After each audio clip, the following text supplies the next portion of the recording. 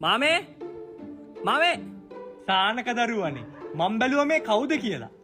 මේ අපේ අම්මා මාළු පාන් හැදුවනේ. මමට නැන්දරේ දෙකක් දෙන්න කියලා දුන්නා. මාළු පාන්? මම පැයකින් විතර එන්නම් එහෙනම් දීසි අරගෙන යන්න.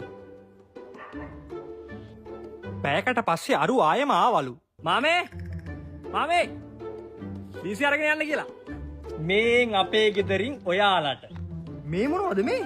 ඩෝනට්ස්. ඩෝනට්ස්? අපේ ගෙදරට එවපු කෑම දීසියක් කවදාවත් අපි නිකන් යවන්නේ නෑ. ආයි පුළුවන් තරම් කෑම ජාති දාලා කට කැපෙන්න පුරවල යවන්නේ. ඒ කියන්නේ පිඟාන ඉඩ තිබ්බනම් තව ඩෝනට්ස් දානවද? ඔව් ඔක ඉඩ තිබුණේ දෙකයිනේ දාන්න. නැත්තම් මං තව පුරවනවා. thank you මාමේ. විනාඩි 10ක් ගියේ නෑලු අරු ආයෙම ආවලු. මාමේ මාමේ සානක පුතා ආයෙම මොකෝ මේ බේසවක් උස්සගෙන? මේ අපේ අම්මා ඉස්පංචි හදලා. ඉස්පංචි උච්චර කොට? මම පැයකින් විතර එන්නම් බේසම අරන් යන්න. පුරවලා තියන්න. ඈ? මේ පුතා එහෙම ඔට්ටු නෑ. පුතා Acabou.